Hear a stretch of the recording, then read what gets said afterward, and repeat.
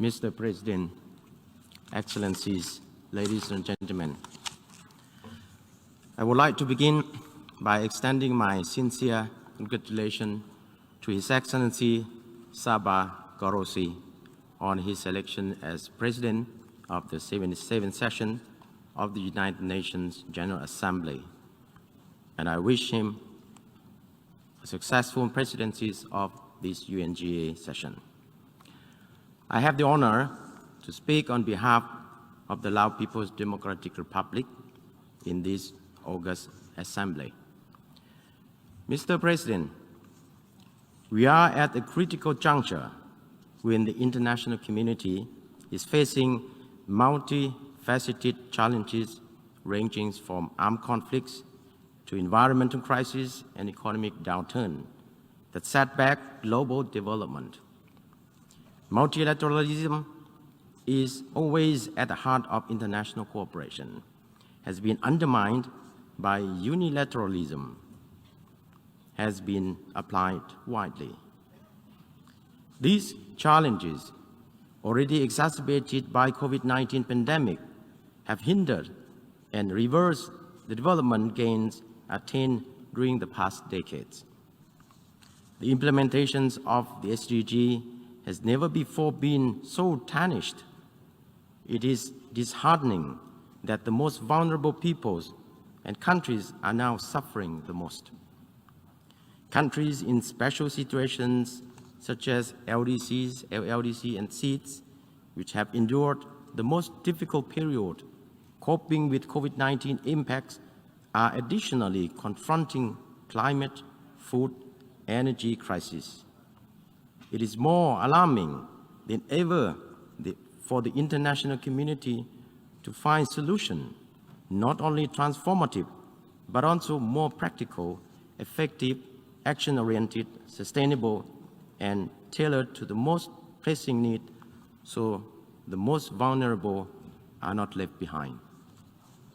Mr. President, 77 years after the United Nations was formed, we shall no longer be here in this august assembly to state any claim, lecture, blame, or shame one another. Our world needs greater attention, concerted effort, and common desire. We, as stipulated in the Charter, are the people of the United Nations. We shall gather here to find the most appropriate solution and take the most urgent action to address the problem we are all facing today. This cannot be done without firmly upholding the principle of the UN Charter and preserving multilateralism. Our United Nations was founded to prevent another catastrophic world war. Our shared wisdom and political will to find the most pragmatic and suitable solution to multiple crises threatening us all today must lie on the top of other individual interests. In doing so, we must strengthen our solidarity, cooperation, and collaboration, and must not create confrontation and division. As such, it is necessary, and after more than 7 decades, that the United Nations revitalizes and increases its ability to effectively address global problems. In this context, the United Nations needs to effectively fulfill its mandate in maintaining international peace and security, as well as promoting development cooperation. It is our common desire that the United Nations be transformed in order to respond to the current global landscape and needs in our joint effort to overcome the unfolding challenges which threaten international peace and development. The international community must find peaceful and lasting resolution to any conflict and disputes around the world, including the Middle East problem. We believe that unilateral sanction or measures cannot be effective, as it is not only contravened to the principle of the Charter of the United Nations and international law, but also hampers the national development of other countries. Sanctions, regardless to their forms, will not only end up compromising one's own interests as well as those of others and inflicts suffering on everyone.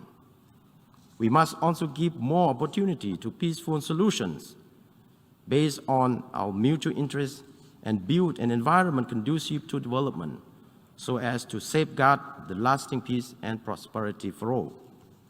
In this regard, my delegation once again joined overwhelming global call for lifting of the economic embargo on Cuba and putting an end to all unilateral coercive measures which have caused more negative impacts on the innocent people.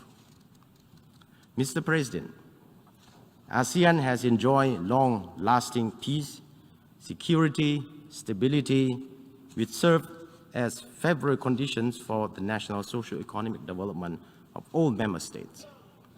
We in ASEAN continue to promote regionalism and multilateralism that emphasize the importance of centrality, unity, and inclusivity, mutual benefit and respect, which form a solid foundation in all essential frameworks of ASEAN cooperation in ASEAN. The Lao PDR has actively participated and contributed with great responsibility under the framework of ASEAN to promote peace and stability.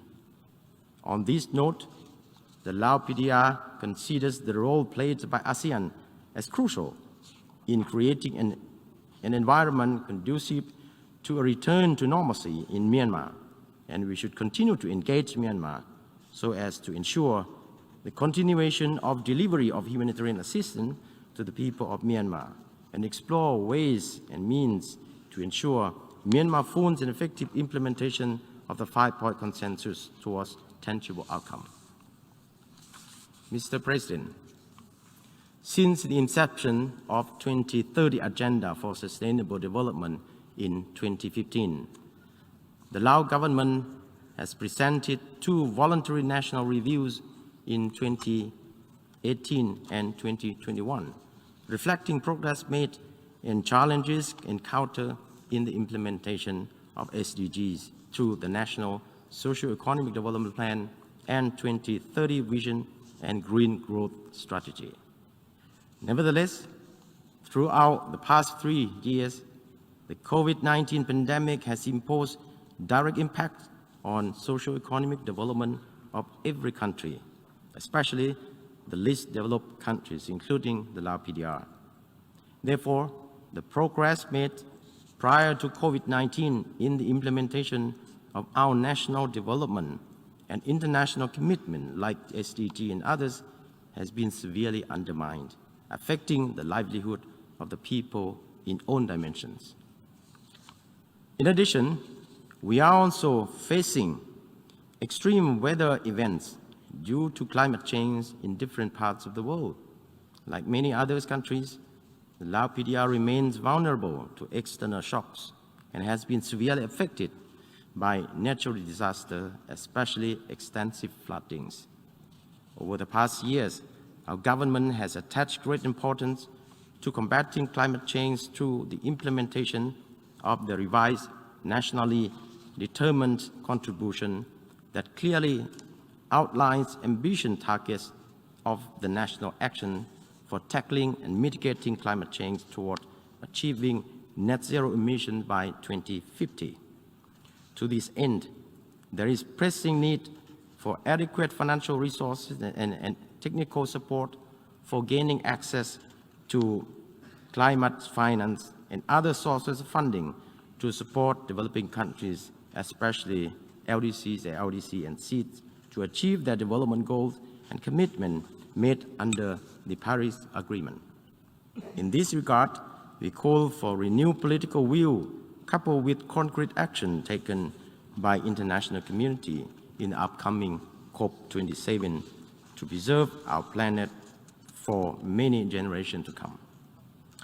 Mr. President, having recognized multidimensional challenges and special needs of the group of countries in special situations, the Lao PDR is strongly committed to the implementation of the internationally agreed development goals and program of actions for LDCs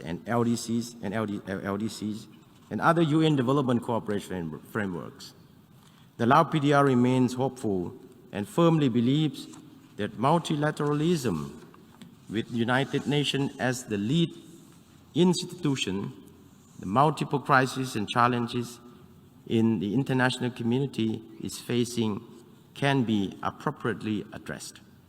We are strongly committed to supporting conflict resolution through peaceful means, guided by the UN Charter and other relevant international laws. We trust that development cooperation for common interests and shared benefit must continue to be at the core of international relations. Towards this end, more action-oriented solutions and non-politicized approaches must be adopted. It is our hope that this UNGA 77 will offer opportunities to enhance our solidarity and revive sustainable development path in order for us to ensure transformative solutions for better livelihoods of our people and planet. I would like to end my statement by expressing on behalf of the Lao government and people my sincere appreciation to all member states for the kind support for our membership of the ECOSOC for the period 2023-2025. We stand ready to humbly serve and make meaningful contribution to the work of ECOSOC, and we pledge to discharge our duties in advancing partnership towards a more resilient and sustainable world. I thank you, Mr. President.